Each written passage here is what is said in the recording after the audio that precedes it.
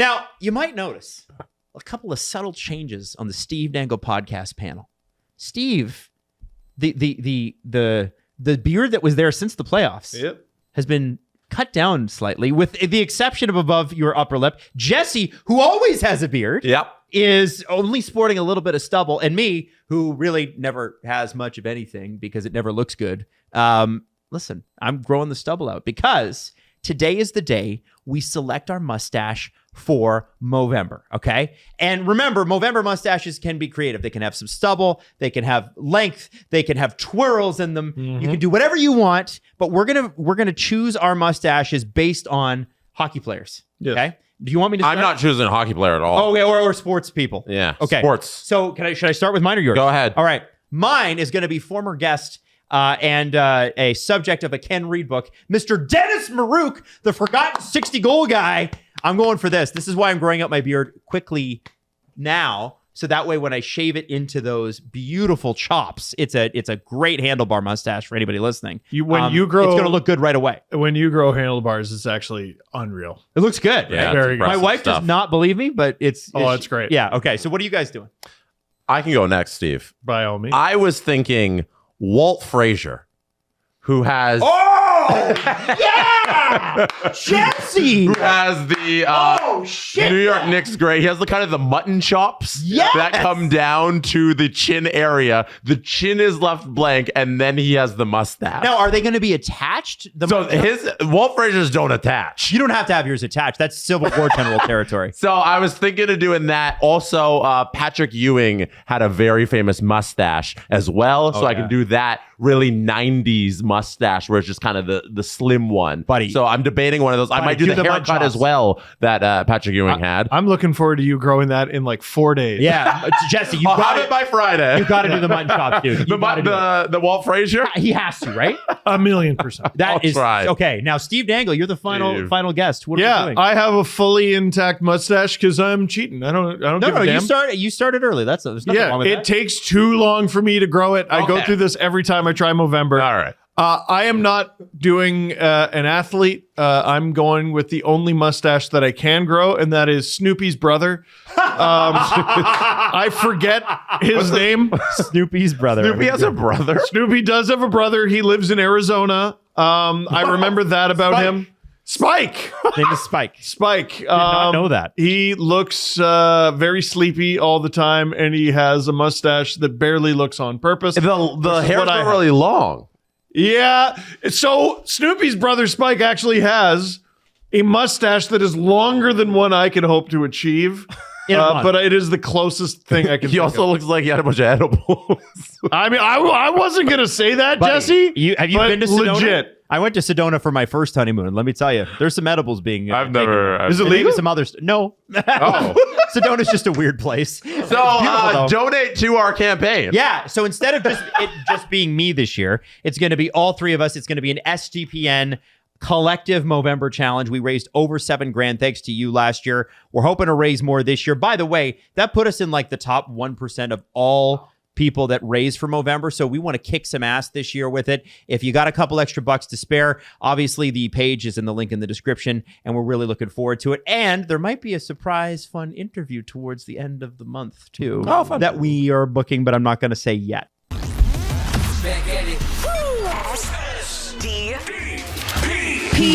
The Steve Dangle Podcast with your hosts, Steve Dangle, Adam Wilde, and Jesse Blake. Sunday, November 23rd, Generals, Kitchener Rangers in Oshawa. Steve Dangle Podcast night. You can pick up your tickets right now. The link is in the description of the audio and the video. And obviously, we're doing a live show after the event. And it's a little Sunday. You get to stay out a little late on a Sunday and have a little fun at Bond Street. I miss it. It's what do you mean? I miss Schwallywood. Oh, do you? I do. I love my time there. It's good. It's of course it made you. It was did. the city that made you. It made me into a man. We're very, very excited to be hanging out with the Oshawa Generals again. We're going to do the live show afterwards, of course. And there's lots of great players to be looking out for in Ottawa. Obviously, there's a long-standing rivalry between Oshawa and Kitchener, who also went to the Memorial Cup final against each other in 1990. Okay. All right. You know what, Kitchener? That's what I have to say to them. Yeah, is that sorry to use such harsh words. Also this week, Easter seals. Last couple of days here to get your donations. That's what they're called. Get them in. Rachel's Raiders is doing a great job, and we're very excited. And we just want to say, as we kind of wind this thing down, how much we appreciate your support for this every single week or every single year, because it is a yearly SDPN tradition that started as a Steve Dangle tradition, and it's become like a family event. Everybody looks forward to it, and it's just a really incredible cause. Easter Seals is amazing, and obviously, Steve, you can speak to that. I'm really just grateful for everyone who tolerates me every year. When for about a month or so, I'm like, give me money, and then they finally do. Yeah, it's a great charity. Helps out kids with physical disabilities. My sister was one of them growing up. It's summer camp experiences. It's stuff like AFO equipment. Wheelchairs are unbelievably expensive. Motorized wheelchairs are the price of a damn car. And Easter Seals helps you out with all of that. And these kids need your help. There you go. Now, I want to very quickly shout out. Well, I want to throw this to Jesse Blake, because Jesse, you have a shout out about the Yahoo Fantasy app, because you were really upset that people were going to have to pay a subscription fee for what? I am just so happy that bullying works. And we have bullied Yahoo into returning our button. So, Maddie, I took a screenshot of my app. This week, Yahoo returned the start for the rest of the week button to where it was on the app. They no longer put it behind a paywall. And that's because we caused some noise here. The hockey fantasy Reddit was causing a bunch of noise, and a whole bunch of people wrote into Yahoo and were like, we're leaving your app and all this stuff. And the community of the hockey fantasy world got together, said, we are not happy with this, and they changed it back. Guaranteed. I think that's awesome. Guaranteed they made the same observation that I did, which is, no one's playing. Yeah. Because that's like friends. I whooped my friend's ass because they weren't playing. Yeah. They were not playing. A lot of people just rely on that button to set the thing for the week. And then as things go along, you tweak it, because the Yahoo, you still suck at your app, and they'll be like, I'm going to bench Connor McDavid and put some other player in that position. The amount of times they auto bench Leon Draisaitl. Yeah. I am going to fight somebody. There's nothing in their system that says like, this is a better player, so it should be in the lineup, even though that should be how it works. So, but a lot of people use that function first, and then you go along your week and just swap in the players that you want to swap. Right. But then they took away that button. Everyone's like, this is a headache now, because like not everybody has the time to be on this all the time. So we need buttons like this. And thankfully they put it back. Yes. The interesting thing too, I think Sleeper, which you mentioned, which is like an alternative to Yahoo, was all over this. And they actually allow you mid-season to port your rosters over. So if you wanted to switch at any time, no way, you can just port your rosters. And I think this is why competition is a good thing. Yeah. Because Yahoo rested on their laurels, and some idiot in a boardroom was like, how can we extract $2 out of every player each month to make the next quarter sexier than the last? Mm-hmm. And then Sleeper's like, you know what we'll do? Give you everything that you want. Mm-hmm. I heard from a lot of people that said Fan Tracks, if you want to move off of Yahoo next year because of what they tried to do this fall, Fan Tracks is a great fantasy app, and they're actually a Canadian company. Oh, cool. So if you want to support a Canadian company, switch over to Fan Tracks. We like that. Too. We like good and Steve, you said something that I think was really important when we talked about this the first time. No engineer made that decision. Nope. No engineer said, I'm going to put this behind the paywall and this is going to be great for the app. This was a money-making decision by a suit in a boardroom, like you said, Adam. Yeah. Engineers love it when something they worked hard on is ruined by an idiot. So the button's back. Love that. It's awesome. Also worth mentioning, I got a tweet either yesterday or the day before, just to follow up on some VIP content that went viral. Somebody was watching our show on their smart refrigerator after we talked about ads on refrigerators, because Samsung has this whole thing internally where they want screens everywhere, and they shout out Carly Isaac. Yes, Carly on Twitter that tweeted, watching channel on my new fridge, watching the STP channel on my new fridge, and then you scroll and there's us on their fridge because it's a smart fridge with like a screen on it. I love that. And there, I love that. Steve, how much do you hate this? What? What are you talking about? Hey, listen, I hope it ran double the ads. And it did run ads. Awesome. It did run ads, but here's the thing. if she had been an SDP VIP ad-free member, she'd have been able to watch on her fridge ad-free. That's right. And the thing is that you don't want to be served ads to unlock your refrigerator or whatever. So also, if you thought Steve, you hate this. if you thought that was funny, It's very funny. We are fridge content. if you thought that was funny, What a pose. Get a better pose of me. wait till you see what's going to be on this week's goodness. VIP. Oh. I have got something that is going to make Steve lose his mind. Oh, I'll be sure to have an energy drink. His Don't you- mind. Don't you worry. Yeah, no, it's Okay. going to be great. So if you think we're done with the ads on the refrigerators, what if we one-upped it? and I made like it the worse? comment on the fridge under the video. Barely beating Buffalo and Calgary isn't very convincing. Well, they're Yeah, actually- shut up. they're Church actually for kind the of right. Leafs. As How about always. shut up isn't very convincing. How about beating the second overall team? Second Not a overall bad- in the league. Not a bad performance from the Blue Sabres. Am I right there, boys? Now, yo, man, during the live stream last Watch night, that on your fridge and suck it. I was getting so many, Golly. so many Blue Sabres things, and I'm like, I kind of find that funny. Let me just acknowledge, I deserve it. Oh, okay. I deserve all of it because I called the Red Wings the Red Sabres. Yeah. And then both teams were better than the Leafs for a while. And I'm like, you know what? Just I'll take my lumps, whatever. We It is what it also is. need to, just as fans, realize that saying one thing about one team doesn't mean that the other team isn't also bad. Yeah. Like it just Do we need because to? Can you we teach say that? the Red Wings haven't made the playoffs doesn't mean the Leafs haven't lost in a bunch of game sevens. Like Yeah. we can have opinions about teams, and that doesn't affect the team we cheer for. This season in particular has shaken my confidence a bit, though. Like I was wrong on everything. That's like, okay. And like Adam has the Ducks. Like, isn't that nice that you have the Ducks? I'm not saying anything. And you don't worry about the Penguins because you have the Ducks. You don't need to wear. Who do I have? You don't need to look up where the Ducks are in the standings right now. You don't need to look that up.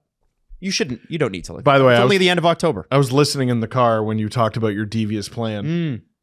I have no idea what you're talking about. Adam's going to savor this. Listen, Elliot Friedman only said that they might be pursuing Artemi Panarin. I can't imagine. I'm sure that's because of the rebuild. I've never heard of that guy.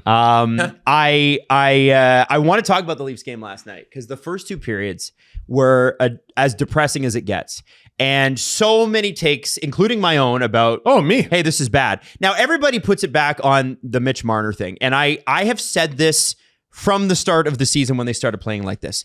The Leafs are too good for you to let them off the hook with an excuse. No, like that. No. Let me say it. Okay, They're go too ahead. good. You go ahead. They're too good for you to let them off the hook like that. Oh, like people are like, well, they're not. They're just not as good anymore, and that's true. They are not as talented. Did you notice that it was shut up about Marner until it went the way that they wanted it to go?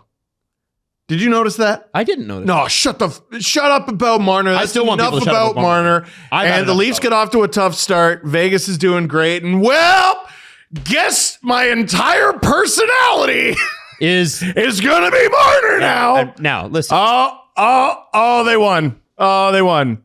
Oh, shove it up your nose. They won. Well, yeah, and listen, it's not like they've been great. No, they haven't. They've been objectively bad, and I was going And, to and kill them. anybody in last Leafs night. fandom that's saying, well, they had the same record coming out of October. Yes, they did.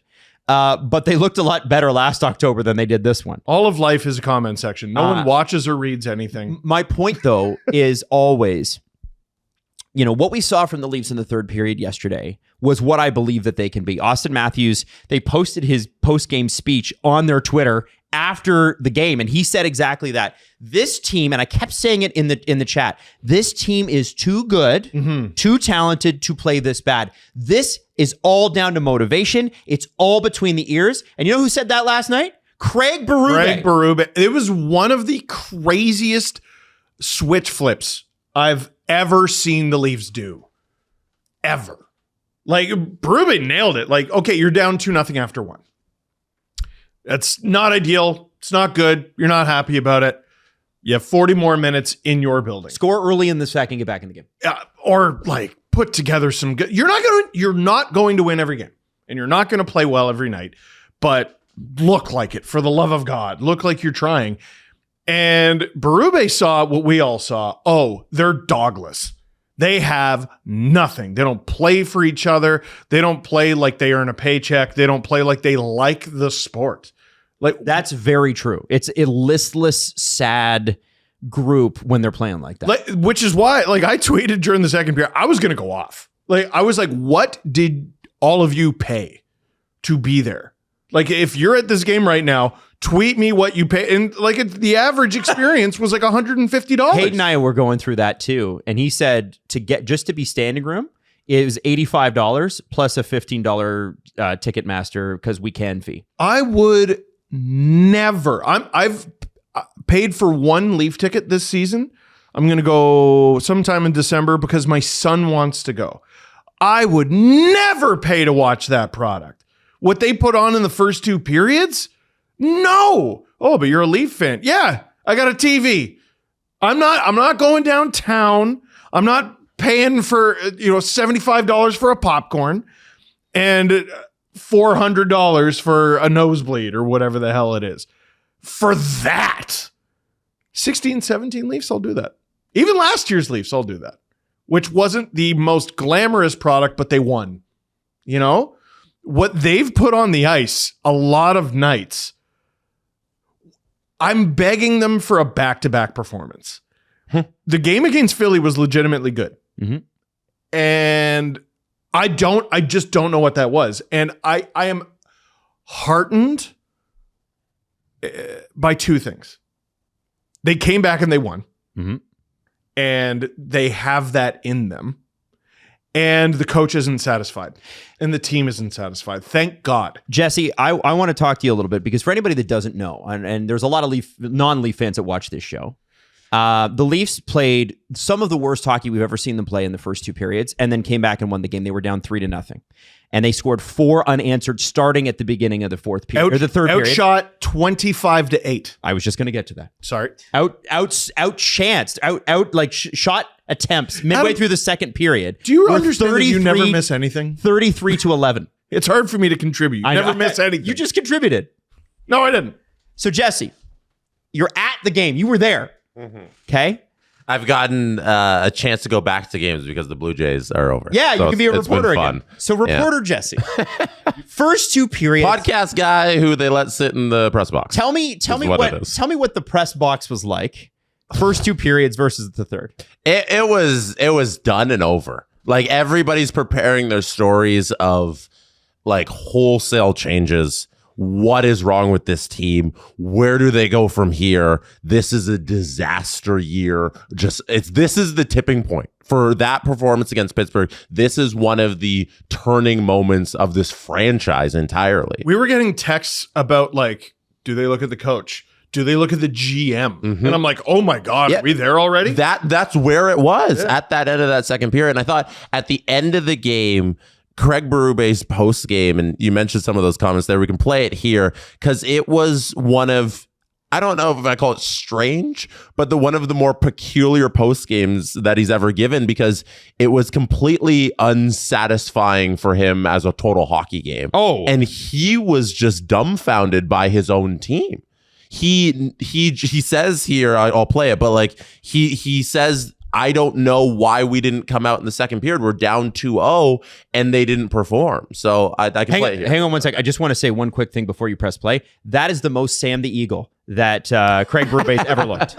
If his eyes were open, I'd be expecting him to speak like this. The whole thing is like 2 minutes and 30 seconds. Go, play it. I want to hear it. That's the entire thing. And I can play like the first question and answer and then like the last one because it's just dejection. And I've never seen a coach like that after a win.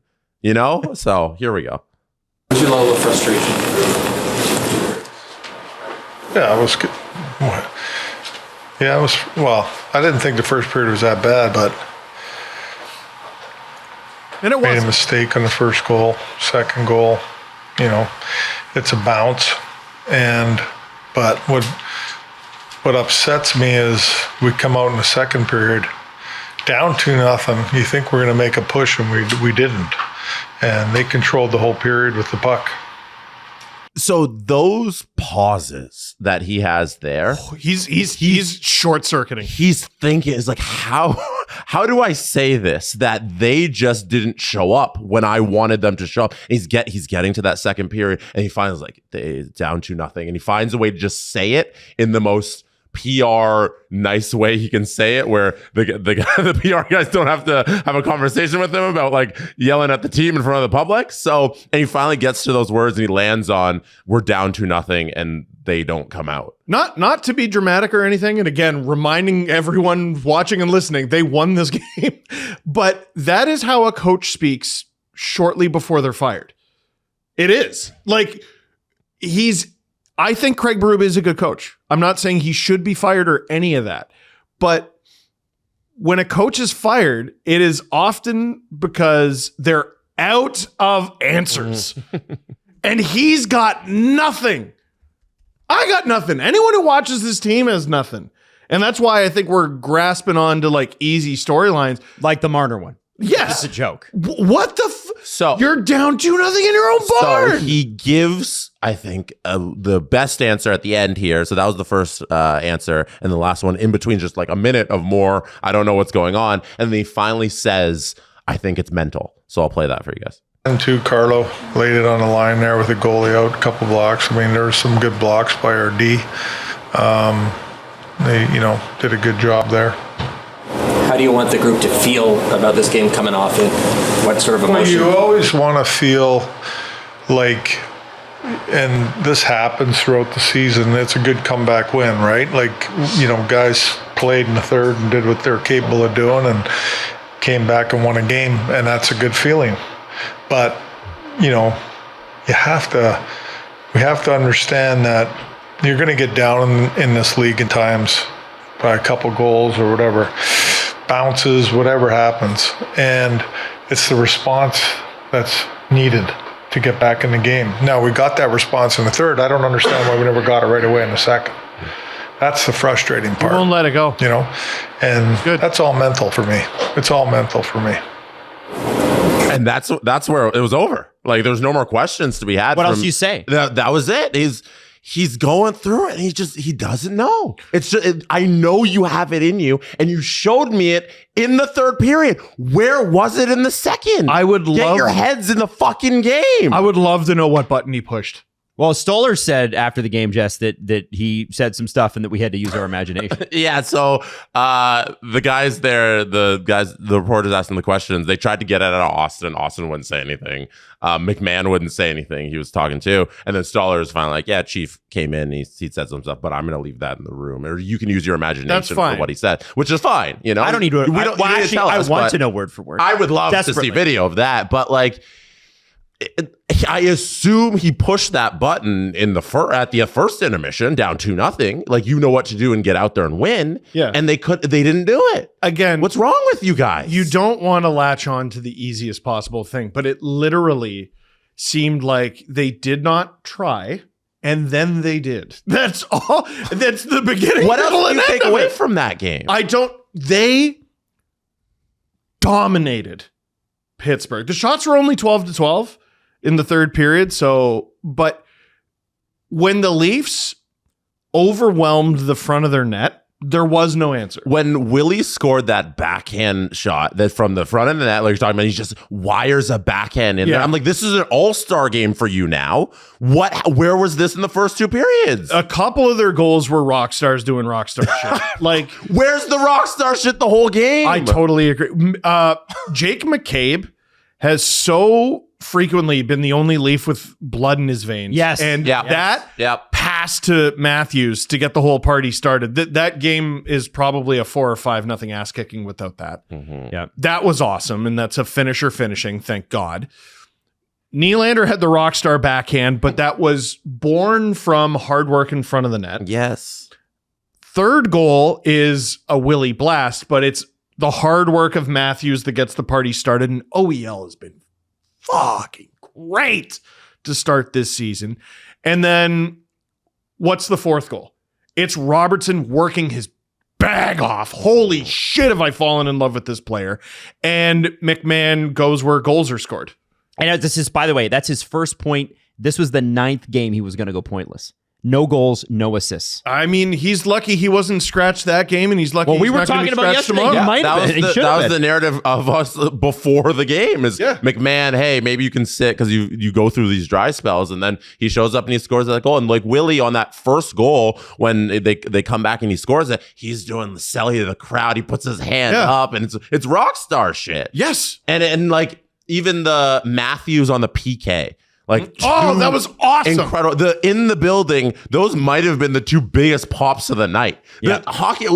There's really smart hockey fans at Scotia and Leafs fans. Like, people recognize you trying hard. Mm-hmm. And in that moment, they saw Matthews on the PK getting pops because they can see him trying. And where's that? This is where the LFR was gonna go. Is, someone said, when the Leafs were having a bad game, they're like, the Leafs fans are getting the team that they asked for. And it bothered me. And it still bothers me. But the team that Leafs fans want is, and have always wanted, get out of your little online community. It's talking to family members, talking to friends, talking to strangers at the bar, and taking in the online discourse. Leaf fans want an intense, badass team. Grinding team that never quits. That's like what the Blue Jays were. They just kept coming and coming and coming. The Jays are the Leafs. It's like, well, they might show up tonight, but I know it'll be later. They want 4 lines of Darcy Tucker. Yeah, is what everybody's asking. It's part maybe of the a little reason, Matt Sundin sprinkled in there. Yeah, it's part of the reason that older generations of fans never really fell in love with this group. Mm-hmm. Never really, because they were skilled and flashy, and our answers are power play. That was the ethos of this team and run by Dubas. Which that's a knife in the heart. Yeah, nobody wants to hear that. Guys that are older than us, frankly. And but okay, let's see. The sport is evolving. Let's see how it works. And no, it doesn't work that way. It still doesn't work that way. In fact, it's going backward. I don't know if you've noticed the last 2-3 Stanley Cup champions. They want a team that the 2013 Leafs were an affront to the sport. They were horrible, but they beat the shit out of their opponent every night. And that was what made them cool. And they just happened to get saves, and they capitalized on their chances. Their best line was their third line, Kadri, Lupul, and whoever the hell else was on And they that. used it to propel them to the playoffs. Last night, in one period, they got the perfect form of this team because they didn't have to beat the crap out of their opponent in order to do that. They just worked. Robertson is a small guy, and sometimes he gets picked on because he's a small guy. Martin St. Louis is a small guy. Travis Konechny's a small guy. If you want to go, back generations, Theoren Fleury was the smallest guy. They never played like it. You got to be a dog out there. And that's what Robertson was. I know the Leafs are trying to make this team bigger, but they don't play like it. No. They don't play like they have a physical advantage over anybody. And then for 20 minutes, maybe less, they went, you know what? Why don't we just kick the Penguins' ass? There's a lot of Penguins fans this morning who I think are just going to blame this on Jari. And he was not the best. Maybe you'd like a save. I mean, it's also a difficult game to navigate as a goalie because he was basically not playing for the first 2 periods. And then you're playing you're just in a hurricane for 4 minutes, right? The D in front of him was awful. doo-doo. Yeah. They're bad. I stand by what I said about Dubas does a lot of things well. He can make an exciting team, high flying, the rush and all that. He cannot build a decoy. No, and to that point, when we were complimenting the Penguins last week, and I still give them their compliments. Remember, their special teams last night carried them. They had the power play goal early. Malkin made them look so stupid on that first one. Oh my God. Tell him to move the stick. Hey guys, I know nobody's attacking me. Everyone's just kind of standing around. Can somebody just shift that stick over? Okay, thank you. I'm going to send this pass through the zone. What the fuck is that? And Kendall puts it in. That's humiliating. Yeah. Are you kidding That's me? LeBron spinning the ball on his hand in front of Ibaka. It's Krusty the Clown yelling at the He's fucking hitting general. the ball on his Like, finger!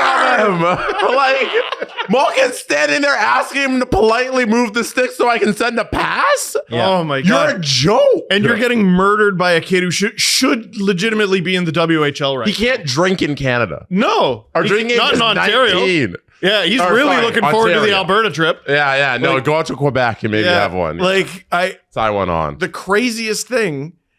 So anyway, sorry. Leaf fans, I think they're smart hockey fans, but at the end of the day, we're generally simple creatures. We want a team that cares at least half as much as we do. And for 20 minutes last night, they did. Let's work on the full game. Let's work on that. Because if you play like that, you will win more than you lose. You will make the playoffs. And once you get there, you take your chances. But all season long, like what was that game? 13, 14? 13. They have not played the way they were sold at all. At all. No. And you can tell it's getting to Berube. Hey, Steve, what are you eating there? This is delicious, and all I want to do is put it in my mouth. I don't know what it's called. It's called the Raptor Ranch Poutine chicken and bacon for a limited time. Shh. Stop talking. Can I eat? Please. My favorite part of this is the real pieces of bacon. It's a big, like, actual cuts of bacon. Oh my god. And This is this is legit. This is crazy. bananas. This is crazy. Oh. Layered with Canadian cheese curds and gravy, topped with crispy pieces of 100% seasoned chicken, drizzled with ranch sauce, and topped with crispy hickory smoked bacon pieces, which Jesse was pointing out. This is a new game day staple. And this is for Raptors fans across the country. We love this. Every Raptor fan ranch poutine with chicken and bacon is made with crispy pieces of 100% Canadian raised and seasoned chicken. Our world famous fries. Can't confirm the chicken is good. Yeah. Oh my God. This is this is so like. If you guys weren't here, I'd eat this whole thing with my hands.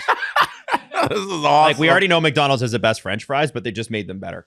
Yeah. That's so nuts. I love cheese curds too. Yeah. Oh, Canadian cheese curds. You know? And there's something about cheese curds. They need to be. There's an integrity they need to have, yes. right? They can't just be melted nonsense. No. These have integrity.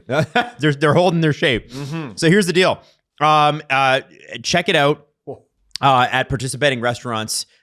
You should try to find one because oh my God, these are the greatest. These are so delicious. What's it called again? It is McDonald's. It's called McDonald's. It's a new restaurant you maybe have heard of. Raptor Ranch Poutine with chicken and bacon. Check it out at participating stores now. Matthews had that the discussion, obviously, or not discussion. He the team belt presenting and all that, and he said that's what third period is what we are. We're tenacious. We're forechecking. We're this. Whatever. That's what we all want them to be. But my question is, can you build on a period? Like we the pundits, we the media people, we the fans will sit back and we'll say, okay, it was cool to win like that, but like I prefer not to win like that. I prefer to win the other way. Sure. And I'm sure the Leafs feel the same way.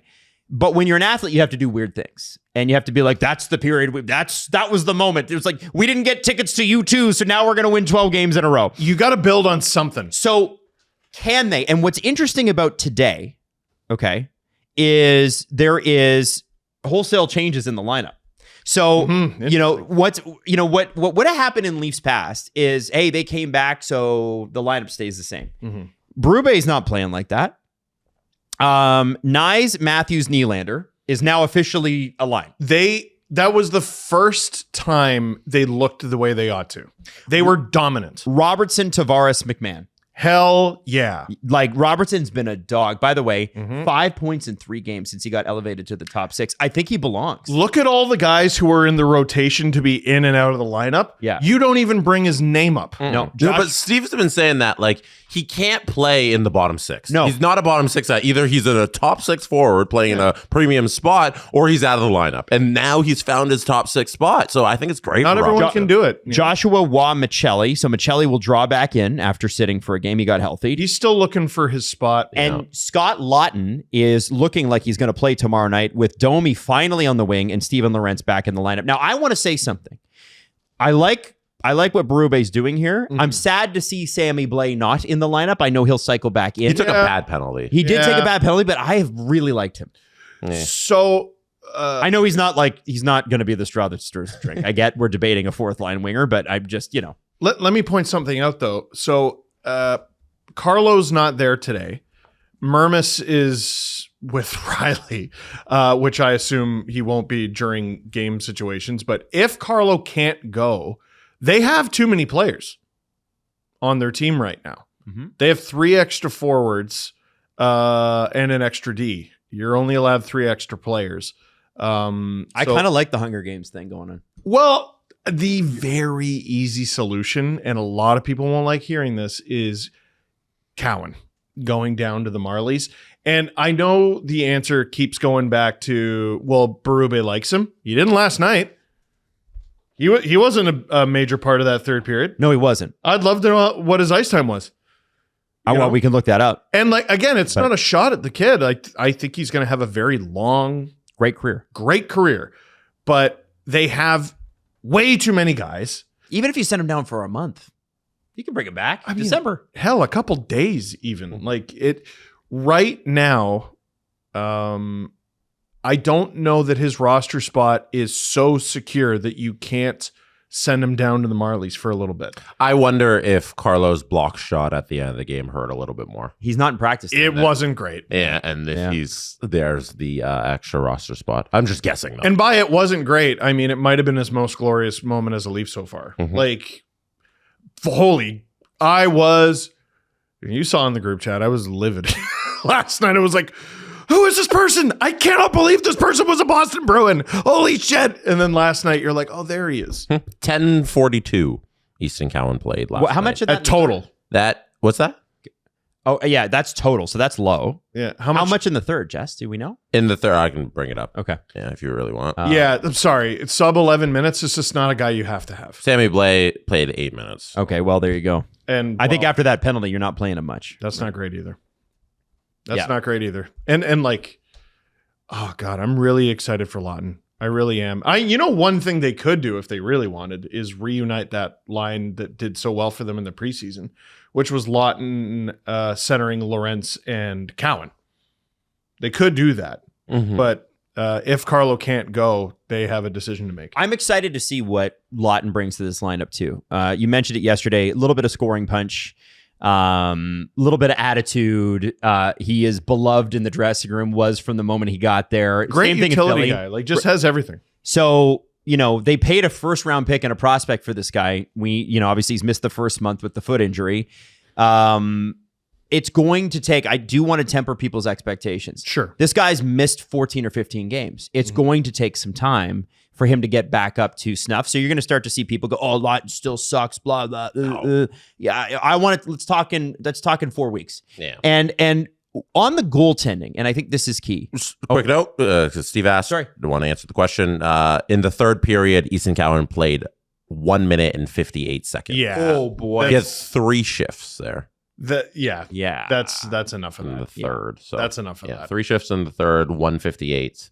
That's a non-option. 10:42. If he's not there to generate offense, what are we doing? Yep. You know, with the Marlies. He's 20. He's what the Marlies are for. He's what the American Hockey League is for. Developing that kind of player. What? Sorry, and you wanted to go to the goal. Yeah, I do. It's okay though. It's good to know what Easton Cowan played. I think it backs up Steve's point. Now I want to talk about goaltending here because Stolarz.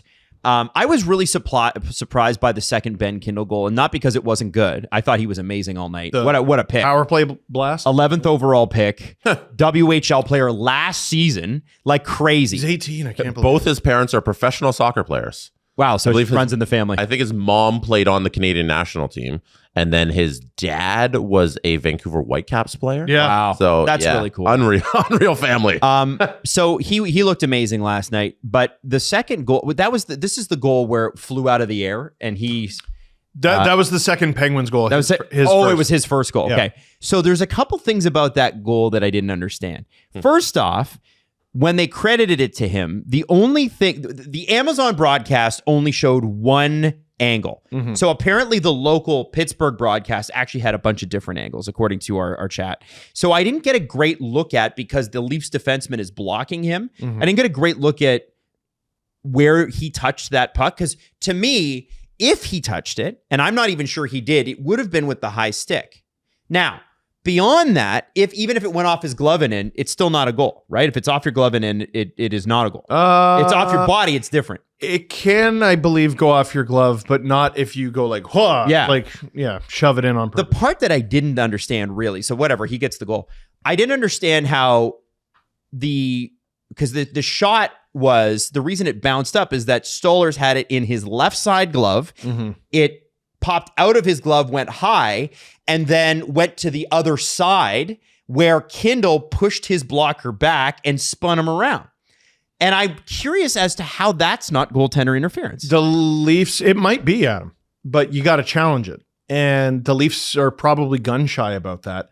Well, they made a bad challenge a few games ago, but that was not their video department that told them to do that. That was Berube angry, and that was not their video department. Really? Yeah. Okay. The video department. It was pretty clear from the replays when they made that challenge, which led to another penalty, which led to another goal. I forget which game it was. It was embarrassing. Yeah, though. I forget too. That was the coaching staff going, no, challenge it anyway. I'd love to know the power dynamic there, because they obviously trust their video guys for offsides, As they should. like with they're robots. Like it's unreal, their accuracy. But goalie interference, I mean, take a guess. Who the hell knows? If anything, like, I agree with you. It did feel like goaltender interference, did it not? Like, that seemed textbook to I me. don't know. Like that, no, but Steve, I understand the confusion with the rule, because I too am confused. Yeah. But like, if you were to write goaltender interference down and you show somebody that picture. Here's the flaw in the rule. They made it so that you can challenge every goal for offside and every goal for goalie interference. And the system got abused badly. And that's why games took forever. Yeah. Then they implemented it's a penalty if you challenge and you're unsuccessful. And I would like to see a world, and this probably wouldn't work, but there are some challenges that are just so clearly not frivolous. You know what I mean? Yeah. So I would love a world where the Leafs can challenge that. The refs can go, you're wrong. It's not goalie interference, but we understand. No penalty. Oh, that's putting too much on the refs. You can't, I know. It's putting too much on the refs. How many times have we seen a goal that's offside by it's onside by a millimeter? I would love some leeway to be like, yeah, we get it. We understand. Yeah, that's close enough that it's valid. And I would love to see Don't teams hand that over to the refs. I know. That'll just make people hate them more. I know. That's how you show bias. You don't want to do that. I know. I just think it sucks that, it's a valid question. I feel like challenging that would it? Yeah, I don't know. Do you know? How and the often? NHL did review the goal, but not for that either. They weren't looking at goaltender interference when they were reviewing it. We talked about how easy baseball is once you know the rules. Like, I don't know. Hockey will be an awesome sport when it's done. Jesse? I don't think it's goalie interference. Tell me why. I'm interested. If you look at the play, first of all, the ruling on the play is first it's touched by a Leaf player with a high stick, then Ben Kindle touches it with a high stick, but then the puck is actually shoved in by the Leafs. So that's what they reviewed, and nice. The ref comes out and they'd say the puck was ruled with a high stick, but it was then touched by a Leaf player. Good goal. So the high stick by Kindle, it's washed out. Leafs touched it, and you can see here the puck being shoved in there. It's being forced in by the Leaf leg. Yeah. Whoever, it doesn't really matter. Yeah. Those are 3 Leaf legs that are shoving the puck into the net. That's fair. And for me, on this goalie interference thing, from this angle, you'll see here Kindle coming in, touching that puck, and then Stolarz is just fighting around for it. But he's in the blue paint. That's the part for me, Jesse, that doesn't make sense. Stolarz can't get to that puck. Yeah, but he's playing the puck. Like, the puck is here. He's allowed to play the puck. Yeah, but He's not in the blue paint here where he's playing the puck. No. Right, but Stollers is out. But that to me makes it worse because he doesn't have control of the puck when he goes to the blue paint. So he touches it and Stollers is out here. I believe this should be Kindle's space with everybody here. You can't tell him. You can't tell Kindle he's not allowed to enter this area here where he's not even touching Stollers. But he doesn't have control of it, and he is touching Stollers there. Look at where Stollers' glove is. And so, but that's because Stollers is outside of his crease and he's turning around. So That's Kindle's allowed to go for this puck that's here. Okay. He's allowed to go fetch a puck that's in the crease, right? Mm-hmm. He's not bullying over the goalie to get there. He's just turning around and playing this puck here, and it shoved in by. Where we need John Buccigross to go to Mr. Jackson, the rules guy. So, No, I don't. we need his giant screen Dave Jackson from 2 years hear ago. from this angle too. I don't know. I just feel like it's worth.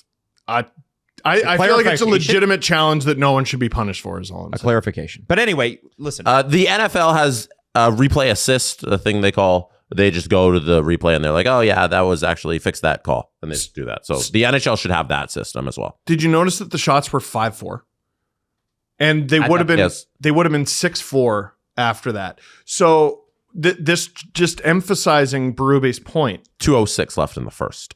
Emphasizing Berube's point, they got their asses kicked so bad after it was 2-0. Pittsburgh played like the team down 2 goals. Yep.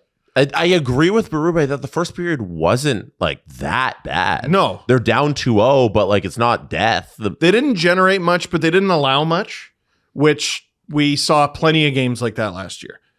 And they won a lot of them. We've been looking for like a rallying something this season. And I thought in the moment it was going to be Stollers calling out his team. And they respond with their most baby shit performance of the season against the Devils. They just got killed. And, they put together some good ones. They put together some bad ones. Ultimately, it didn't seem like that game had any effect on them whatsoever. And then you're down 2-0 heading into the second. And Berube's like, all right, here they come. And still nothing. Like, that's got to be a terrifying moment for a coach, which he's got to be thinking along the lines of what I was thinking. Like, am I about to get fired? Like, is this team quitting on me? Mm-hmm. Because we go over this every day. We have a world-class video staff. We sit through these meetings. I have a whiteboard. Morning skate. Yeah. I like to think they respect me. We won the division last year. They will not do the things that I am telling them to do. I'm at a loss. Yeah. And that doesn't mean you're a bad coach, but sometimes you just lose the room. Mm-hmm. And they've been playing like a team where the coach has lost the room entirely. If they will not, you could tell them like a foolproof, I came up with a scientific method, you'll win every single game if you just do exactly what I told you. If they won't listen to you and do it, then okay, well, best of luck in your endeavors. And you know what's going to happen? From here on out, the Leafs are going to go about 12-4-1 for the next little bit. They're going to go on a nice run. They're going to sit second in the Atlantic when we enter December and we head into January, and we're going to forget these moments, and then everything's going to be fine. That's usually good. That is how every season with this darn team plays out. Yep. You know what? That's frustrating. Please sign me up for it. That is frustrating. Please sign me up for that fate. What if we signed you up for just a season that went well from the start? Yeah. You know what? Spilt milk. It's true. People can't go back in time. It's amazing. Like, especially this season, like you can look at the games 2 very different ways. One, it's early November, and it doesn't really matter all that much. Oh, it matters. But 2 points in the standings is a massive swing at this time of year. And a lot of Leaf fans who I know haven't been paying that much attention to them over the past month, they're like, wait, they're 3rd in the Atlantic right now. They were 8th. Yesterday, like 2 days ago, or no, in the Atlantic. I think they were 7th yesterday when we recorded. Yeah, like they were in a 3-way tie for last with the Sabres and Panthers.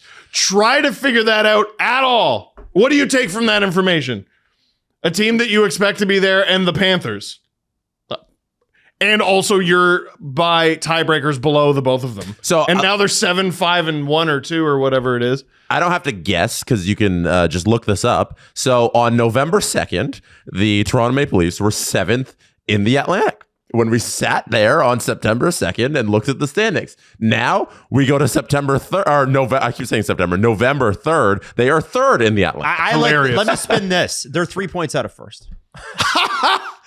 That's, oh my God. By the way, they are... Montreal's first. They are, I believe they're 4 points out of first in the NHL, if I'm not mistaken. I want to go to the league one. Who's top of the league? No way. Yeah. They're 4 points out of... 4 points out of in first. the NHL. 12th in the league, though.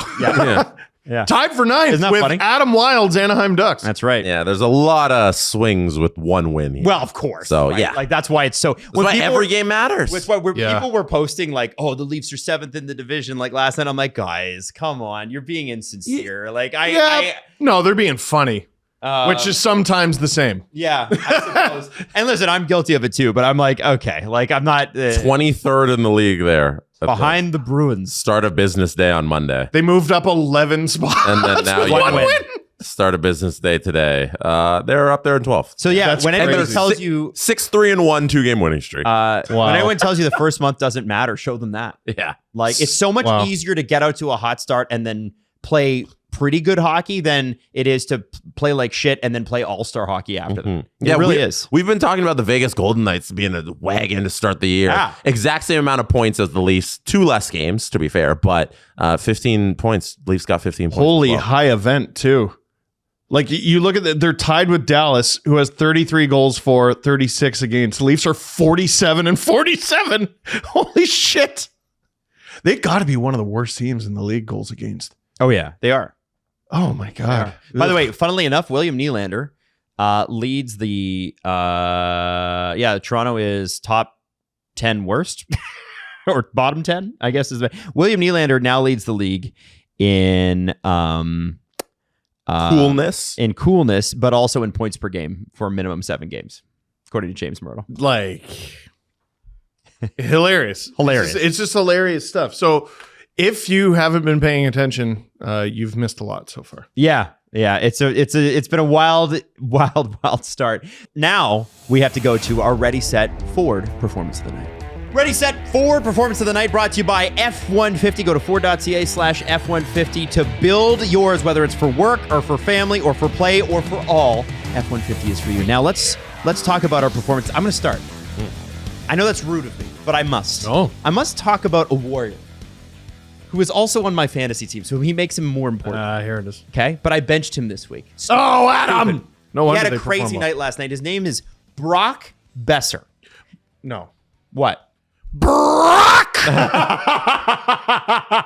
That's what you have to do. Brock Besser, 2 goals and an assist last night in a 5-4 OT win for the Vancouver Canucks, who have not had the best start. Brock had to leave the team for a family matter. He came back, took a puck off the leg, he was in brutal pain, and he's still coming in and producing. The man is a dog. He does not perform the easy way. No, he is always like, man, what limb is hanging on by a thread with Brock Besser today? I don't know. Unbelievable performance last night against Nashville. I want to shout him out.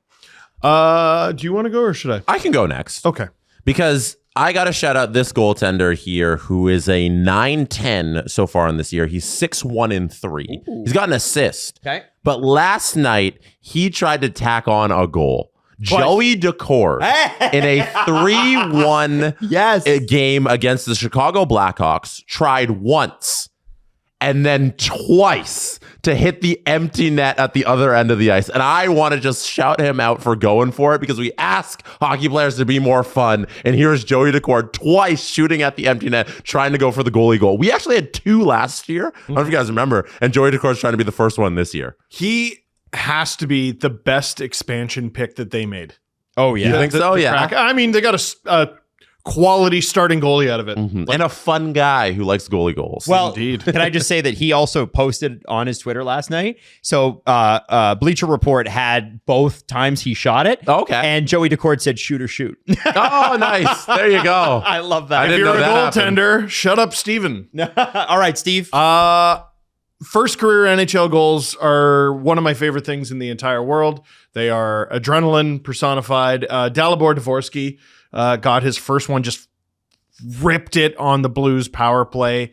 Loved seeing that. He's had, sometimes European guys have a really difficult path to the NHL where, you know, if a guy plays with a bunch of teams in a bunch of leagues, you would expect it to be a difficult adjustment period for them. Picked 10th overall in 2023 when he was playing in Sweden. First of all, when you're in Sweden and you're a teenager, you usually play in 2 or 3 leagues that 1 year anyway. Yeah. Then he goes to the Sudbury Wolves of the OHL. Played a cup of coffee with the St. Louis Blues last year. Full season in the AHL. He's already played 6 games in the AHL this year. Another 3 in the NHL now. Bang, finally gets his first NHL goal. And what a shot. Unreal. Great shot. You always want that first one to not be like, oh, it bounced off a couple bodies and it went in. Yeah. You want it to be like, I ripped it. That's going to be on a highlight reel, and now I can send that puck to my parents. Great celebration, too. Yeah. Love it. All right, listen, this is your Ready, Set, Forward performances of the night, brought to you by the F-150. Go to Ford.ca/F150 for more details. Hey, this show is brought to you by BetterHelp. And listen, we talked about how are we feeling after Game 7 now with a few more days? Are we feeling good? Better? Feeling Leafs comeback win. Yeah. there's a finality. One way or the other, it's over. Okay. Now, I bring that up because yesterday we were all in line for therapy for BetterHelp after the Game 7 thing. So, you know, time heals some wounds. This is very anecdotal. Traffic yesterday was amazing. Was it? Oh, Because I think a lot of people were like, Jay's lost, I'm taking the day off. Well, listen, as I said, time heals some wounds, but not all of them. And BetterHelp might be good for that. They've got 30,000 credentialed therapists. I had to check the number. It's 30,000, serving over 5 million people worldwide, a wide range of specialties. And here's the thing about therapy is that you got to have some click moment with your therapist, right? You got to understand each other a little bit. Not everybody does. So you can easily switch therapists at any time with no cost. And by the way, what's great about BetterHelp Therapy is it works on your time frame. It's not a 9 to 5 thing. It's whenever you have time because it's all online. Discover BetterHelp today. Visit BetterHelp.com/STP today to get 10% off your first month. Again, that's BetterHelp, HELP.com/SDP. Hockey is coming to Jerry World. The Dallas Stars will host the 2027 NHL Stadium Series at AT&T Stadium in Arlington, Texas on February 20th, 2027. So that will be just after the Super Bowl. And it will air on ABC and part of ESPN's Monday Night Countdown. And I think it's kind of cool that the Dallas Stars are going to get a stadium game in a stadium this big. And even though anytime Gary Bettman's in front of cameras, it's painful because he's just not a charismatic guy. It's agony. Jerry Jones is the exact opposite and can carry it. And I'm just curious, Jesse, you know, knowing the Cowboys the way you do, knowing Jerry Jones the way that you do, following football the way that you have, what do you think about this? Because it seems perfect. First and foremost, nightmare blunt rotation. Maddie, throw it up. Stephen A. Jerry Smith. Jones, Gary Bettman, and Stephen A. Smith met at center field at Jerry World and were chatting in front of the ESPN cameras. Nightmare. I would rather die. I can't imagine. No. Cannot imagine the contents of that conversation. No, it's I don't care to. I don't need to be involved with that. But this event, they're showing some of the renderings of what it's going to look like at Cowboy Stadium. It looks like it's going to be so darn cool. I remember when they brought WrestleMania to Jerry World. I remember when they brought the NBA All-Star game there. The Cowboys and Jerry Jones always have a way of doing it the biggest, doing it the best. So I'm so excited for Stars fans that are going to get to go to this, sit there with 100,000 people watching a hockey game in that arena. It's going to be really cool. And I imagine the visuals are going to be spectacular. I want to say something. And this is, so Jerry Jones went to the Vince McMahon School of Promotion. And I'm not talking about the Vince McMahon School of how to handle your life personally. Oh, good. Jerry's a little bit different than Vince in that regard, but he is brilliant at creating opportunities for what we can't differentiate on this show. Was Vince a bad promoter? He was a great promoter. So is Jerry. That's the point I'm trying to make. Yes. Continue. Why We're are we getting getting held bogged up down. on this? Am I? We're getting bogged down. What's going Continue. on? I didn't say anything. Listen, I think having Jerry Jones as a part of anything NHL is a good idea. It is so cool to see the biggest sports league in North America involved in this, and the biggest owner in that league involved in this. Does he get a tax write-off for this? Like, this is charity. Yeah, no, that's literally what it is. It's charity, actually. This doesn't happen if he wants to get involved with this. And the fact that the NHL is getting into bed with one of the best promoters in pro sports that we have is a very good thing, because the lead up to this is going to be incredible. You know, there's going to be so much noise about it. They're going to get featured on things like this, like NFL broadcasts, where you get all of the eyeballs on it. So I think it's really good for growing the game. Hockey is very underratedly big in Texas too. Like they're going to have no problem selling this thing. It's going to be awesome. I think it lends itself to the Texas sensibility. Tough and rugged. It does. Just the ice part's a little weird. It's but, so you know. big that they have scandals around their minor hockey league system Oh, in yeah. Texas, and the Dallas Stars are very much involved in that. I That haven't broke sent during that- the summer, so we never got to really break it down. But Yeah. maybe on a future episode, we revisit that story if there's news coming out about that, because that needs to be put a spotlight on with the dirty business going down there in Texas hockey. I've been sent that video a lot, and I've just Yeah. been like, there's been no update, so I didn't want to go back to a story from August. There will be. September. So We'll touch on that. Don't you worry. So I'm looking at this, and I'm going, okay. So they're going to fit that many people into a stadium. I love it. Which is crazy. And it will be, I think, the third most attended NHL game of all time. The big house has got to be one. That's right? number one with the Yeah. Leafs and Red Wings, I think Yes. it was. In 2014. You were at that, were you not? No, I wasn't. You didn't go to that one? No, I was at a friend's cottage. It was the first time I ever skated on a pond. Oh. Yeah, no, that was great. I went to the outdoor one against Detroit when it was here. In Toronto Yeah. at BMO Field. So I love the fact that the NHL is doing this. Like, listen, we have been really hard on them in this show about the way they market this game, about the fact that it was like, no, we need to market our logos, not the players that are making the logos cool. Like stupid shit like that. They seem to sort of finally be very slowly turning a corner. So I have to give flowers where it's due. My question is, who's the perfect matchup? Because that matters here. We're like, you know, I get it. It's Dallas Stars and whatever. They have not said who they're playing. And so my question, you guys, is like, well, who would you want? Leafs. Colorado. You said two Leafs. very different answers. No. Okay. No. I kid. Not Okay. the Leafs. So give me why Colorado? Rantanen and their epic playoff matchup that they had. And they'll probably have more. Dude, such an easy sell. Everyone would get up for that. We know it would be a dynamite game. I would go with that. Runner-up answer that I don't think is as good, but it could work. The Oilers.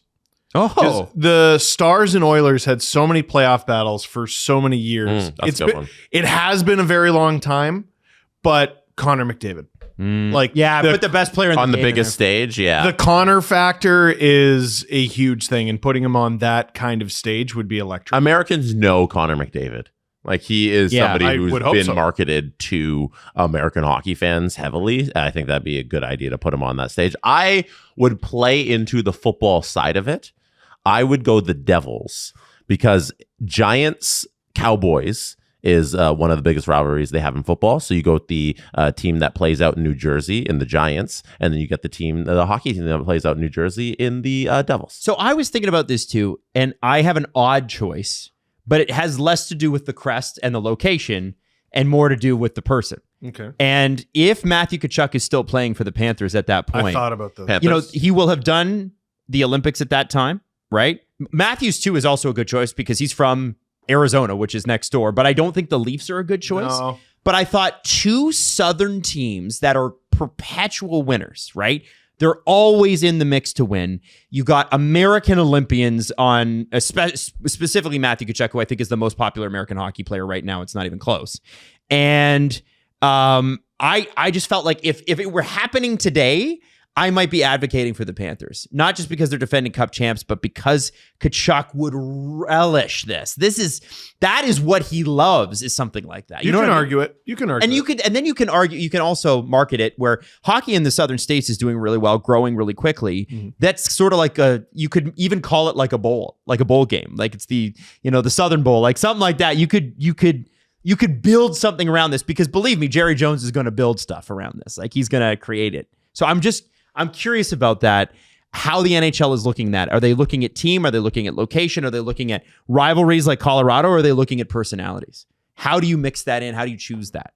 Because they will handpick this. They're not going to let the schedulers do it, right? No, of course. It's crazy. The Canucks are in town. Right? Yeah. Oh, man. That doesn't make any sense, right? Here's the Wild. Yeah. Here's Columbus. Columbus. Are you so ready for Voronkov? Yeah.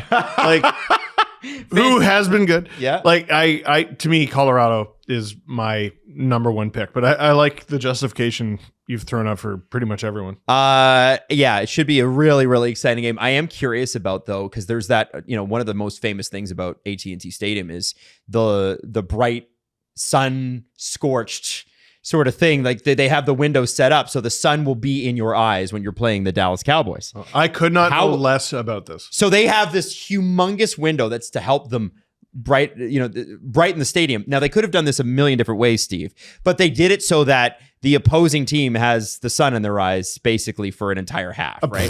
And how is that allowed? Well, it's Jerry Jones, baby. So I wonder too, like, does that affect the ice surface, right? Because it's still Texas. I know it's February. A giant magnifying glass, maybe. I'm curious about how they're going to get around that. Interesting. So anyway, that was a thought. Anything else to add on this one, guys? Is there anything else that stands out to you about this? I would love a reason to play that curtains clip from Jerry Jones, but I can't quite find it.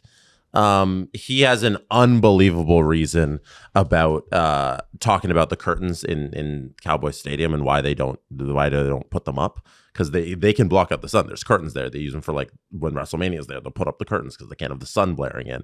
And he gives this incredible quote about how, like, we know a year out where the sun's gonna be. We don't need to figure out the curtains. What do you want me to do with the stadium? Tear it down? And it's an unbelievable audio. So maybe I'll play that for you a little later in the show. I love it. What's more irritating, a razor that pulls the hairs out of your neck or a razor that costs as much as razors do? Because what's more irritating to you? Because both suck. I'm going to go, that's a fight to the death. That's par. Okay. Right. Here's the thing with Harry's. You don't have to worry about that. Not only are they sharp and well made, but also they're actually very reasonably priced. Harry's just launched their brand new razor, Harry's Plus. It's 10 years in development, their biggest launch in history. If you're looking for an incredibly advanced shave, but you also want to pay less than other premium brands, Harry's Plus is for you. And they've got the advanced pivoting system, which kind of helps for the angles on your face, right? They've got refined blade technology for an even closer, more comfortable shave. So it's supposed to glide smoothly rather than go like, I'm pulling this out of your face. Yep. And obviously they give you a barbershop quality shave, as you've always known Harry's to be, with German engineered blades. Each blade is honed with 3 different angles to cut hair cleanly at the root without tugging. That sounds really good. Doesn't I like when good? something's like German made. Yeah. It's all scientific. And there's nothing like the sound of a Harry's blade when it's shaved, because you feel that cleanness, but there's also that shave sound. You know what I'm talking about? Very underrated sound in life. Oh, it's beautiful. So for a limited time, our listeners can get a Harry's Plus trial set for $10 at harrys.com/STP. This set includes an all-new Harry's Plus razor, 1 refined 5-blade cartridge, a 2-ounce foaming shave gel, a travel cover to protect all the blades on the go, because, if they're rattling around in your luggage or whatever, it'll dull the blades. Just go to harrys.com/STP to claim this offer.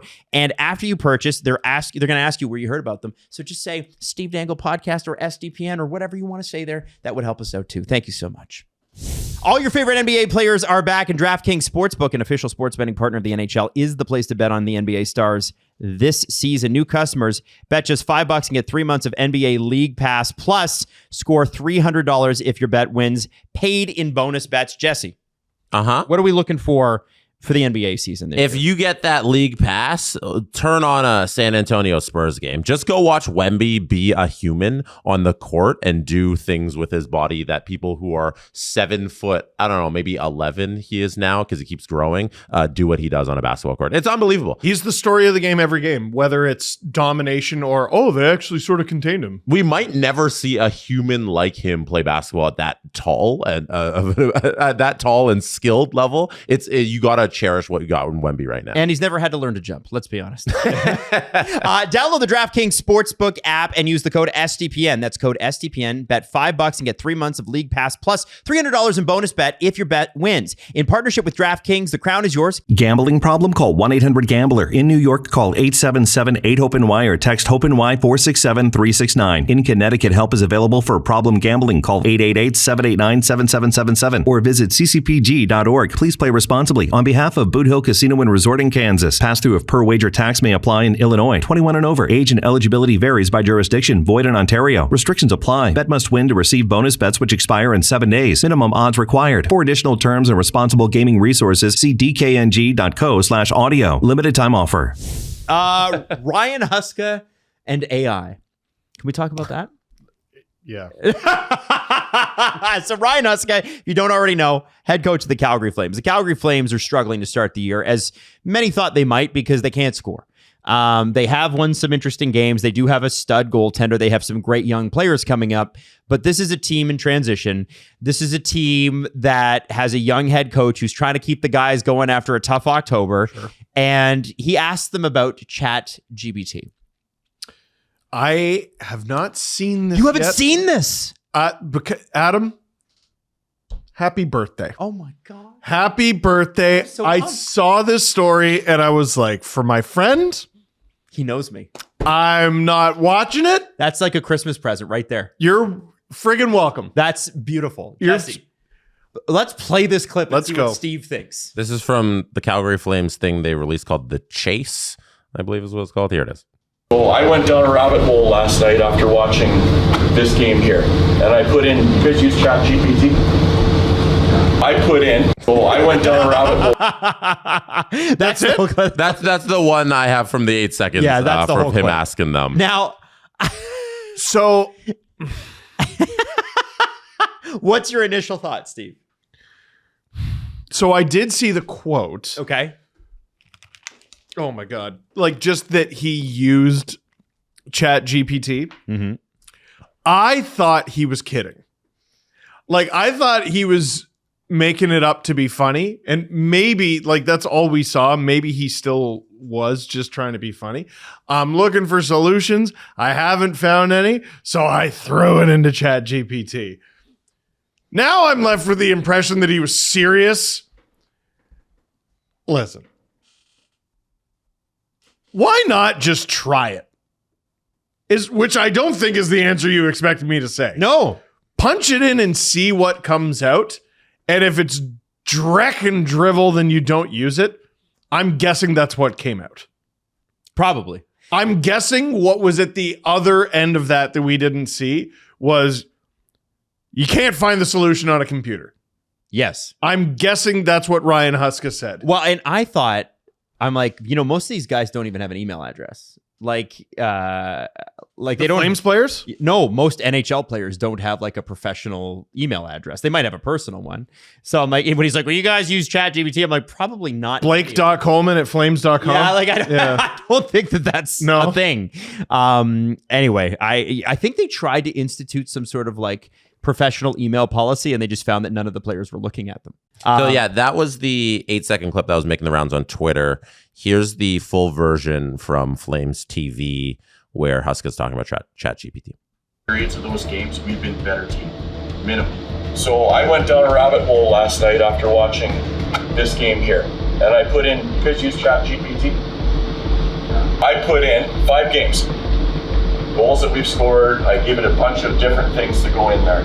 People's career shooting percentage, the amount of shots they've taken in those 5 games, projected over the course of the year. That's where we end up.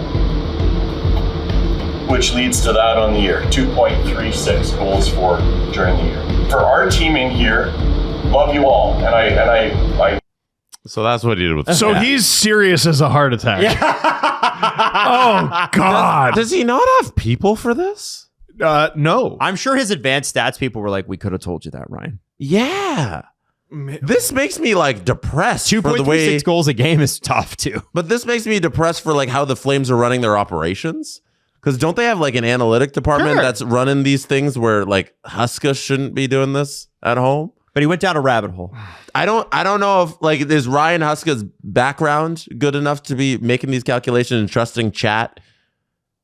It's also I should have picked the Flames to finish last in the league. I think you're also, man, I love hockey. I love hockey so much. I love it from the bottom of my heart. Very early in my career, though, I'm 20. I'm sitting there and I'm talking about a goalie. Mm-hmm. And someone who had been working in the sport for decades is like, how'd you get that? I'm like, what, their save percentage? Oh my God. They're like, yeah. They're like, how'd you get that? I'm like, well, you take their shots and saves and you divide. And there you go. And they were looking over my shot and they're like, wow. They had no idea. How to calculate save percentage? Yeah, Adam can attest to this. Give it to me. Awful at math. Yep, me too. Horrible at math. Hockey does not involve, like, I was the kind of math student where grade 9 hit, they started introducing letters, and I went, oh shit, I don't know how to do any of them. I'm with you. But before that, I got all of it. And hockey is elementary school math. He didn't need ChatGPT for any of this shit. I would never use ChatGPT for this. I would never use any kind of AI for this because, and a lot of you watching and listening right now know this, the AI generator or whatever for any sports question you have is dog shit. Mm-hmm. It's very often wrong. What are the odds that Ryan Huska did that, punched it in, beep, boop, beep, got up in front of the entire Calgary Flames dressing room and gave them wrong information? I don't know. I don't know. Somebody should check that. The percent is alarmingly high. That's a totally normal thing that happens when people try and put sports numbers into ChatGPT. Let's say it's 10% chance it's wrong. There's no way their analytics staff has a 10% chance of screwing those numbers up. That's so... I saw it making the rounds and I'm like, everyone's just, they're latching onto a headline. They're latching onto one of those Instagram graphics and oh, look at the Flames and we're just dogpiling the Flames. Oh my God, he's so serious. And he's using this as a rallying cry and the Flames are in so much trouble. And you know what that means? They're about to go about 8-3. Yep. And we're going to get clipped and it's going to be shared on Well, clip the part where I said they were going to be 8-3, damn it. Plug that into ChatGPT. How do we make Steve look like an asshole? Oh my God. That is... Are we going to get to the point where we don't know how to do anything? Oh, listen, every generation asks that. You sound like your parents. I know. Here's these kids with their calculators. What happened to the abacus? Yeah, whatever happened. I'm very annoyed as someone who is not old yet. I'm not, damn it. But I know I'm going to sound so old in very short time. You could argue right now. Yeah. This is one of the things that, like, I'm hoping to be alive for another few decades. I know I'm going to sound like an old man on this topic for the rest of my life. Mm-hmm. I will not change. I will not adapt when it comes to this shit. On AI. I will not. That's fair. It's unreliable. Yeah. It's nowhere near as reliable as a human being. Hey, but it worked for an NHL coach, so why can't it work for you? You know, there is no evidence that it has worked for an NHL coach. Yeah, I don't know if works is the right word. I think it worked. He used it. Listen. he definitely used it. Did it work for anything? Where that's up for debate. I don't know. That's up for debate. Was Kadri sitting there next to him like, I'm a Stanley Cup champion. I could have signed anywhere. I chose here. Also, like... Flames editors who edit the chase together. Leave this one out of the clip. Leave this one on the cutting room floor. This one does not need to make the chase on Flames TV. But Jesse, think about how many people are now talking about the chase because they left it in. They're marketing geniuses. You need to recognize. The chase might become must-watch television. I think it is. You know what it reminds me of? When the Bruins posted that video of them trading Tyler Seguin because he didn't fit the culture. And I was like, so you put that out there on purpose, huh? Ooh. Like, you saw that, you heard him say that, and you're like, this is good. Yeah. And you released it, and you're the only reason that we know that they're actually that dumb. Yeah. Like there's that much guesswork going on in NHL offices, and that's one of the best organizations. Yep. God help all of us. Somebody might be having their work reviewed a lot after this. After they edit the chase together after each episode. This was only the second episode this season of the chase. Somebody text the analytics department for the Flames right Yeah. now. You We'll watch. get that contact. Yeah. We are about to get flamethrowered with Flames rumors over the next week. Oh, yeah. Why? Distract from this. Oh, because they're the noisiest damn team in the sport. Yeah. They love to chat. Oh my God, they love to chat. Oh my God, we're about to get. It's going to be an absolute fire hose. And they love to chat GPT. Yay! Oh my Woo! God. Pew, pew, pew. All right. Now, Ugh. shall we bring on our guest? Sure, Shall we? Yeah, you should tee it up. that would be a Well, great that's what thing. I was going to. So listen, you've probably heard his name before. Rick Westhead. He is here promoting his new book, and we shall bring him onto the SDP right now.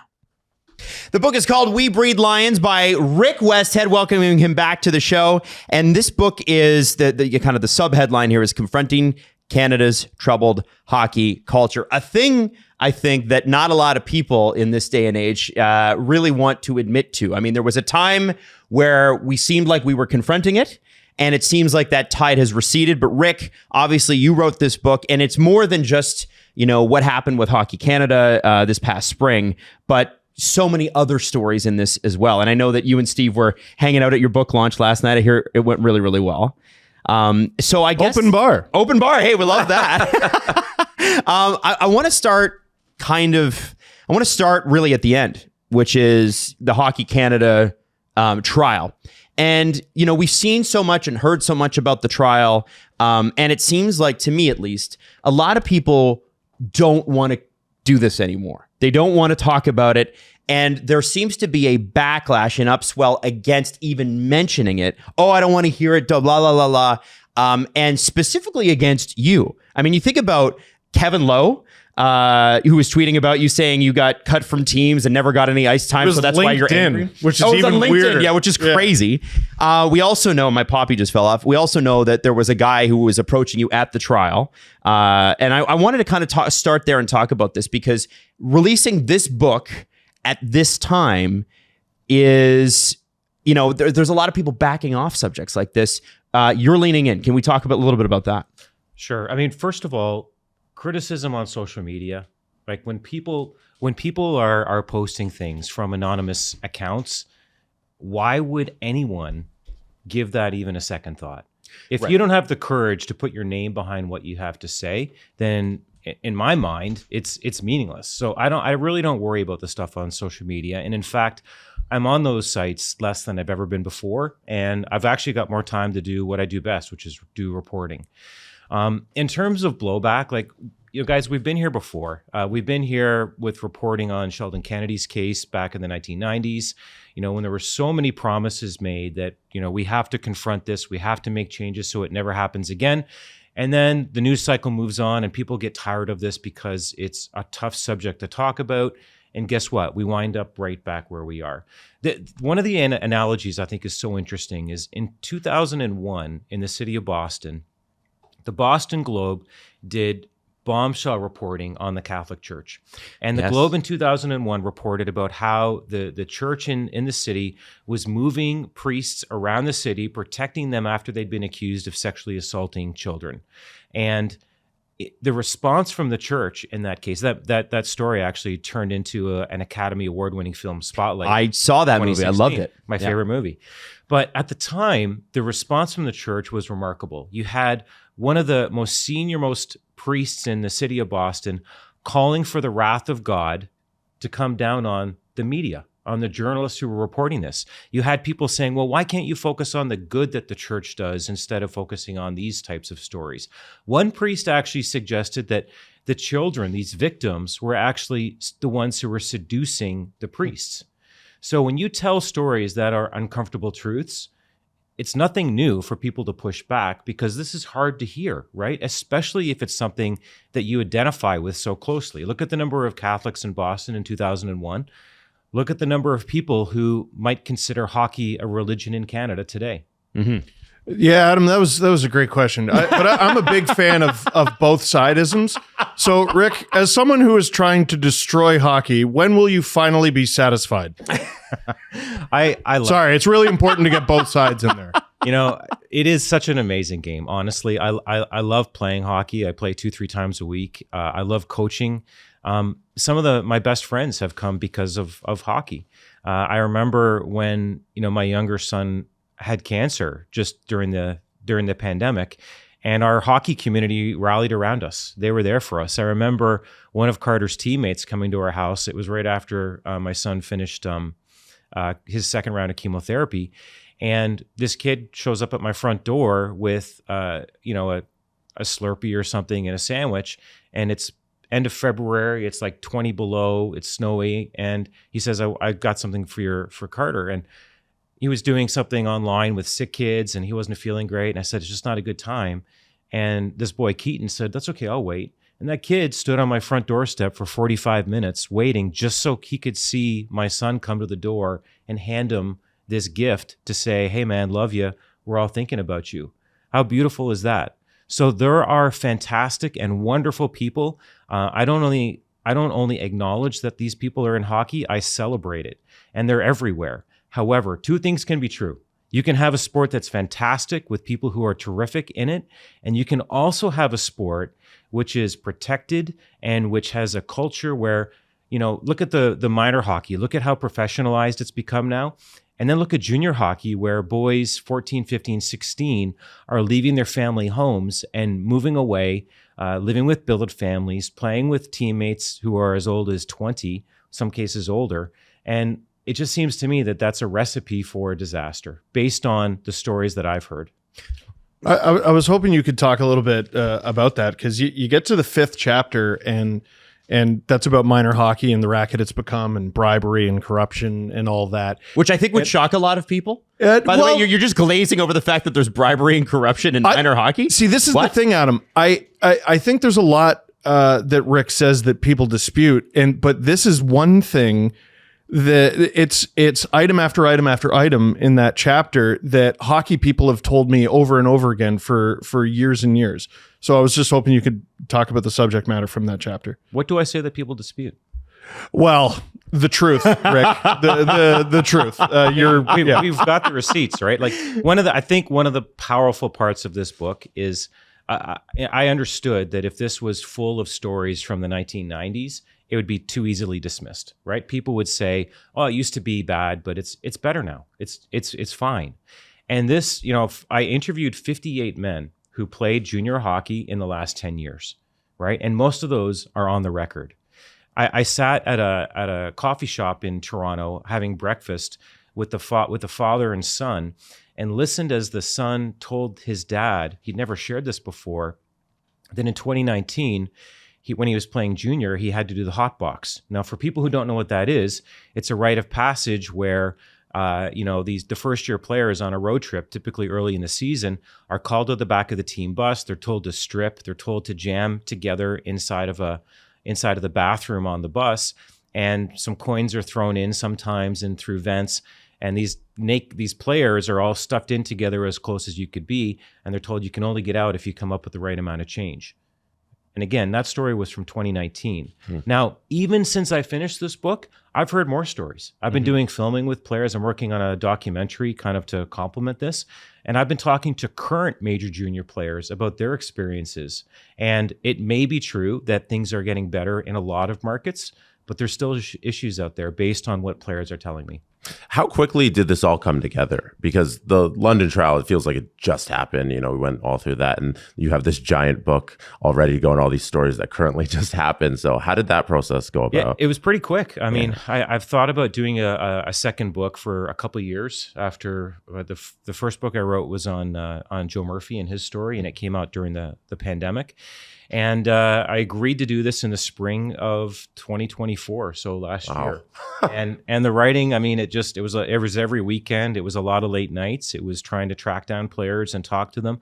Whenever I could, I'd talk to players in person. So I'd go and meet people where they were, not just players, but like team owners, general managers, coaches, people close to teams.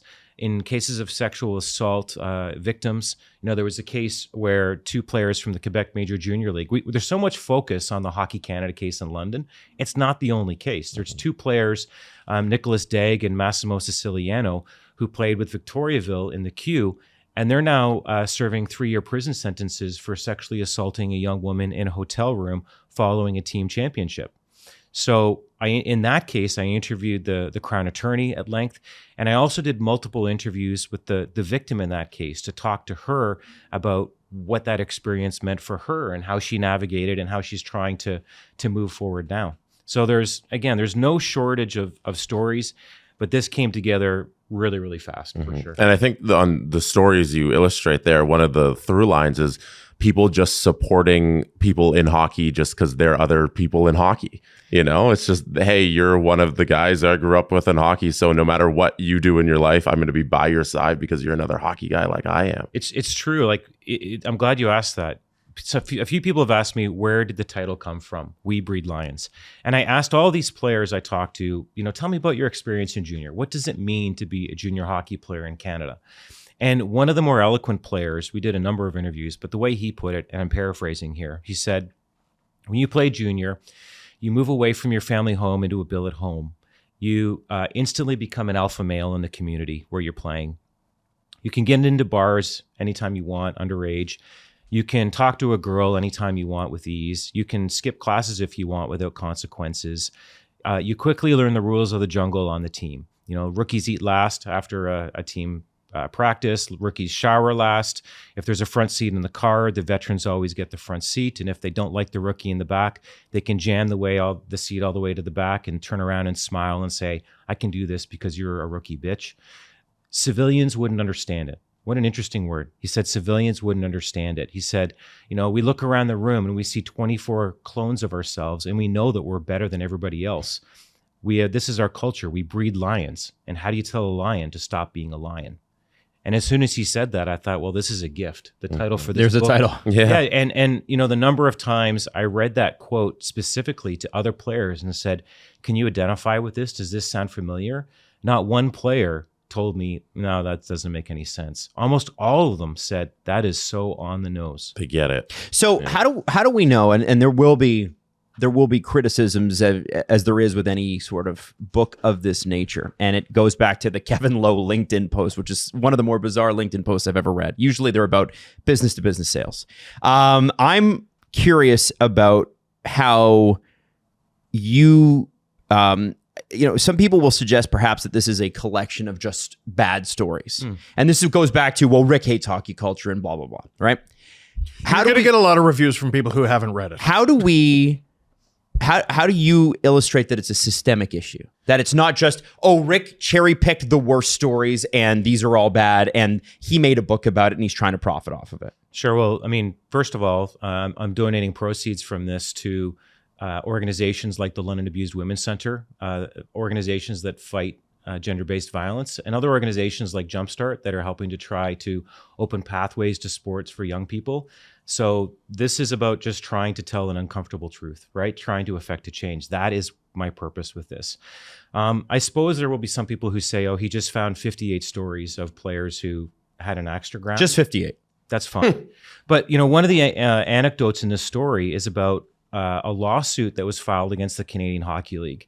And in response to this lawsuit filed by players who said that they'd been hurt, that they were victims of maltreatment in the CHL, the CHL actually hired a panel of 3 people, including Sheldon Kennedy, to dig deeper into the culture of the game, to find out what is the state of junior hockey in Canada right now.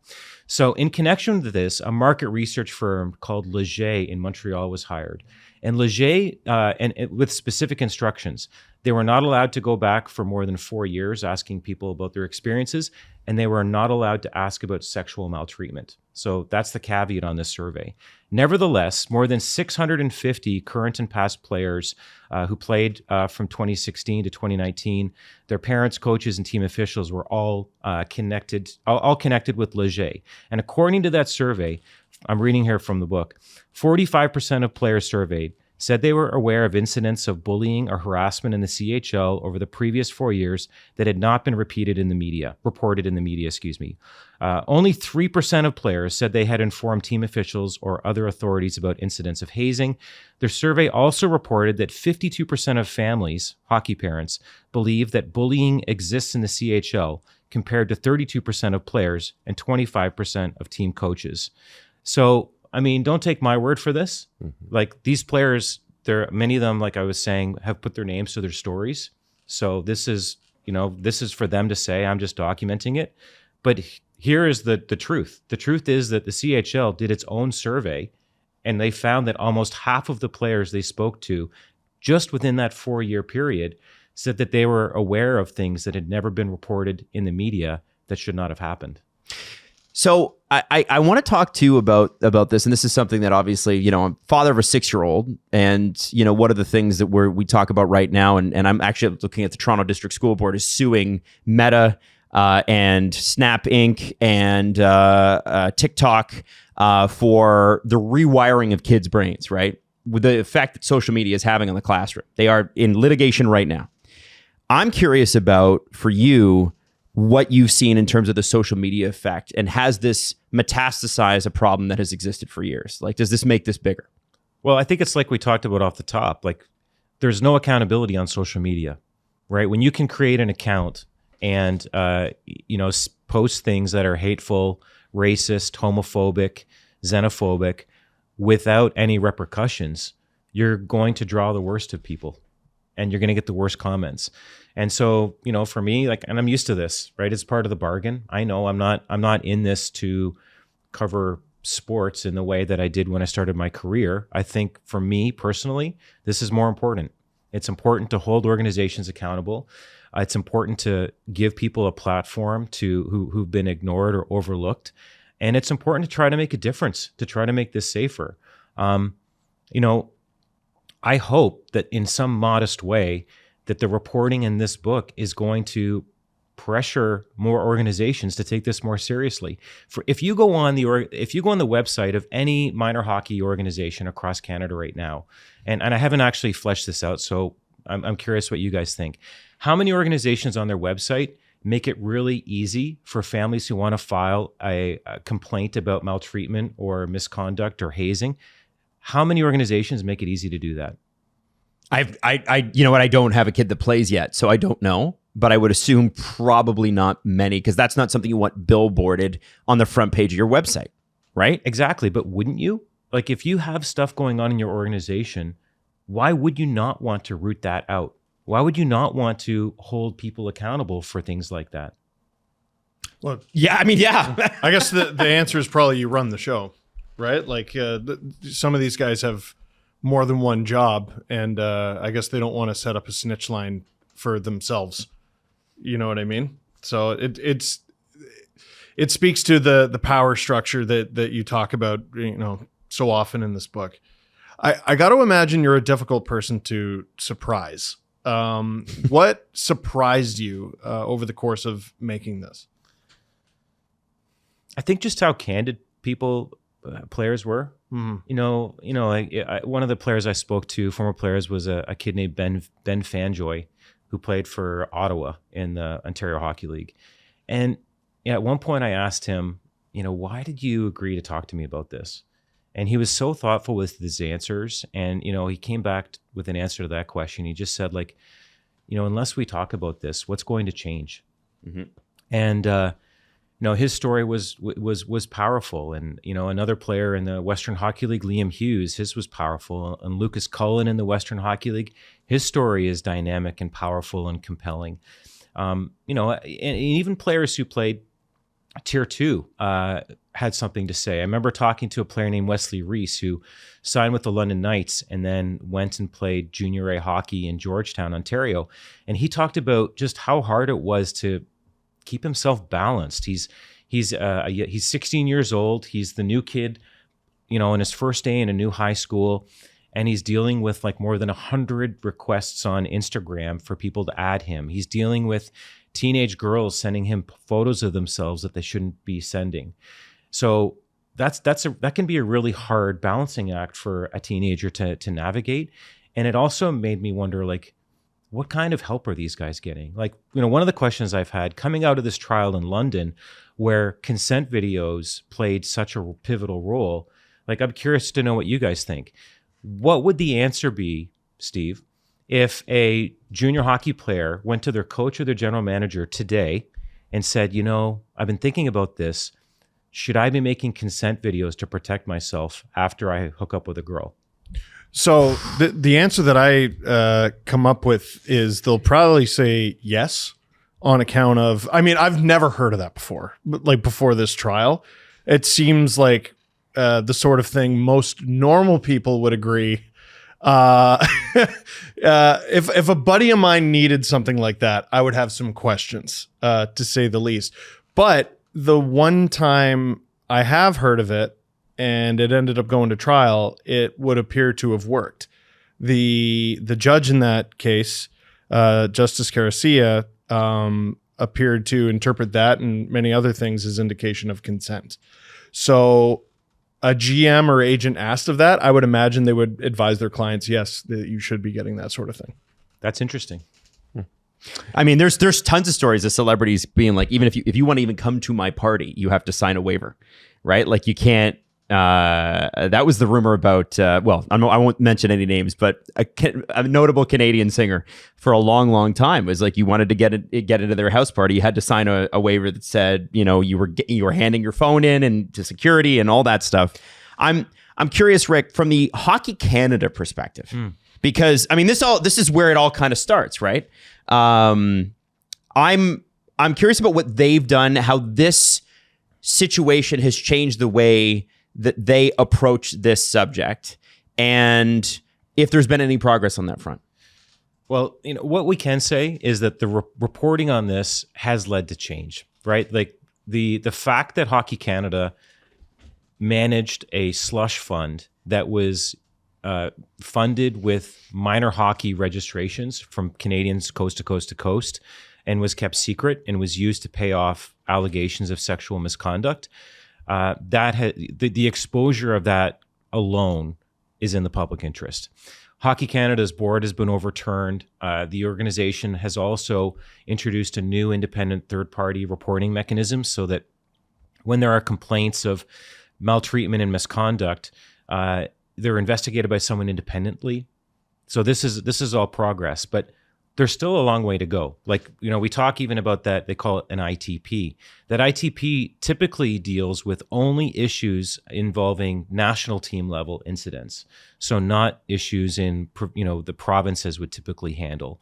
And then even when there's a decision for a sanction, and I reported on this just last week about a U14 team in Ontario where the players were doing horrible things to each other in a locker room, and the coach, the rules of Hockey Canada say that a coach has to be in the room. 2 adults have to be in the room at all times. And in this case, the coach, wasn't, according to this investigation. And the coach was suspended for 6 months for, not being there in the room and for having contempt for this investigation process. Hockey Canada decided to keep that sanction, like it does all sanctions, secret, and didn't tell the public. So the coach could turn around literally the next day and go and coach in the Clever League or coach in a different sport. The public's not the wiser. So at a time when other organizations in Canada, like Gymnastics Canada, Athletics Canada, the Ontario Volleyball Association, these are organizations that are all introducing publicly, searchable sanctions registries, believing that parents should have the right to know if they're dropping off their children with somebody who's been suspended for a period of time for misconduct. Hockey Canada still has not got there. And so there will still be more reporting, in my mind, that needs to be done on why that's the case and how they justify that. And go ahead, guys. Well, I wanted to ask about, because again, I'm so chronically online and I pre-argue with everyone. You had an interaction with a student in Windsor who I think used to play in the WHL, and he asked you about, I wonder if you would report on false accusations and stuff like that. What do you remember about that interaction? Yeah, I remember being down at the University of Windsor to talk a little bit about this kind of reporting, and this former WHL player who'd come to Windsor, following his girlfriend and went to school there. We had a really good conversation about this. And I told him that when there are cases that end in acquittal, the media has a responsibility to report on those. Well, the big one everybody thinks about is Hockey Canada. And obviously we reported on the acquittal in that case. And we have on acquittals in other cases as well. These stories are all in the public interest. We live in a country that has the open court principle, right? And so we have open courts. The media is allowed to come in and report on most of the things that happen there, except for those things that are covered by a publication ban. And it's our responsibility to do that. And so we do. I think the London trial is going to be maybe the headline that make people pick up the book, I think, because that's where they're going to learn about this, and then they're going to get all the other stories. But what can people expect from that, and maybe insights about the trial in the book? Well, I think I tried to give a little bit of a behind the scenes glimpse of what it was like to sit in that courtroom for 2 months straight every day and listen to that evidence and watch the Crown attorneys at work, watch the back and forth between the defense lawyers and the players' families, watch the players, just take everything in. The details of it. One of the big questions I still have on this case is there was two mistrials in this case, effectively, right? 2 juries dismissed, and I still wonder, and I will always wonder, how would this case have wound up if it had been decided by a jury? Mm-hmm. Yeah. Well, yeah. I mean, that's going to be the forever question. You could be forgiven for reading the details of the trial and how those 2 juries those 2 juries were basically dismissed. And you can't help but feel, not only is this advantageous to the defense, but sure seems like they weren't sorry it happened and did nothing to prevent it happening. I think the jury dismissals was clearly advantageous to the defense. With this case, we respect the judgments of judges in Canada, and this case was yet another reminder of the very high bar that we have for obtaining a conviction in a sexual assault case. Beyond a reasonable doubt is an extremely high bar. What happened in that room, the NHL has already said its perspective on it, which is that the behavior in that room was wrong and unacceptable. Mm-hmm. Right? So, again, it's a reminder that our courts don't judge on morality. They judge on the law, and we respect that judgment. I want to end this with a note of hope, because it's not, we talk about progress, and obviously you did that award-winning documentary a couple of years ago about Gymnastics Canada, and they are now obviously publishing these sanctions and that sort of thing. Hockey Canada is still not there. Can you tell us a little bit about the Peterborough Petes and what they've done? Because certain teams are taking this and they are owning this and really digging in.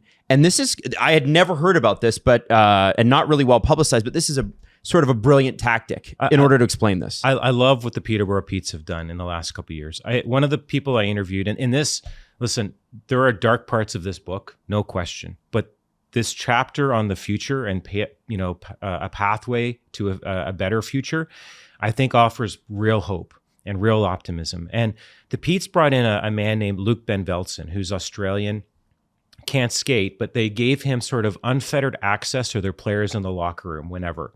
And that's really important. Luke comes in as he talks to players about consent. He talks to players about healthy masculinity and what that looks like. And the fact that he's there every day and has been able to build up a trust with players, that's notable. Many junior teams, if they do consent training at all, the way they do it is have somebody come in September. They sit down with the players, for an hour. I can imagine a scene where guys have got their hoodies up, they've got their earbuds in, leaning back, waiting to hear this message about consent. Maybe they get shown that video about tea, consent is like drinking a cup of tea. You might change your mind. And after an hour, they're done and the players leave and the box is checked. Now, if you're asking a player, hey, this is somebody you can go to, if something's happened, if there's something you want to talk about, you can go and trust them. Is a 16-year-old or 17-year-old boy going to trust someone who's come in once a year for an hour, and who this is the person you can go to with your with any issues? Is anyone going to? Are you going to build a trust in an hour with anyone? What they've done in Peterborough by giving Luke Ben Veltzen the ability to have this access to the team is he's done the work. He's shown up repeatedly. He's built up a trust. And once you build up a trust, that's when people will start being vulnerable with you and honest with you. And I think that's the future. Another case, you asked me about Peterborough, but I'll mention one more. In Hamilton, Ontario, 16 rep teams, 16 Hamilton Steel and Hamilton Huskies teams this year are involved with a program called Coaching Boys into Men. And so this program is one where the coaches get trained in how to talk to their players about issues of healthy masculinity and consent. And I sat in on some of these sessions.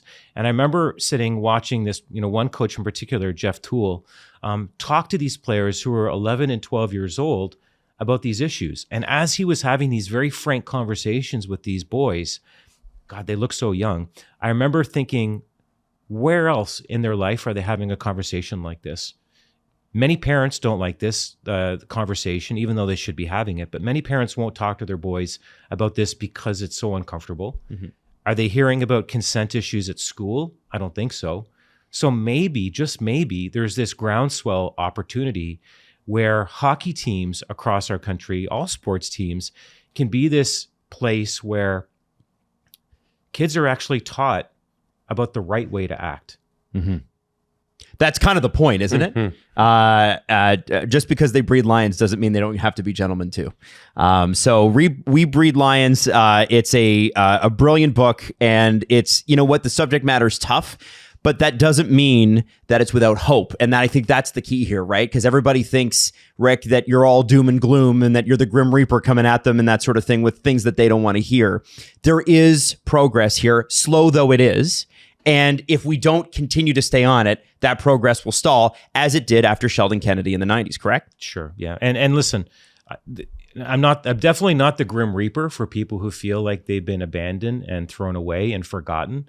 These are important stories to tell. And, like I said, I acknowledge that these are uncomfortable truths, but they have to be told, because if not, you mentioned Sheldon Kennedy. There were so many promises of reform after Sheldon came out with this story in the late 1990s, right?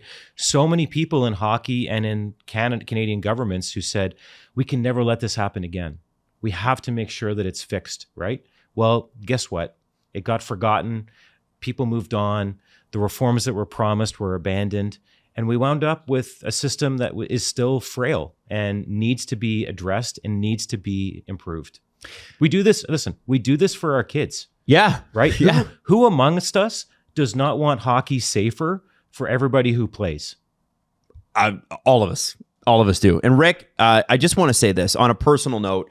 We've had a relationship, all of us, with you dating back 3-4 years now.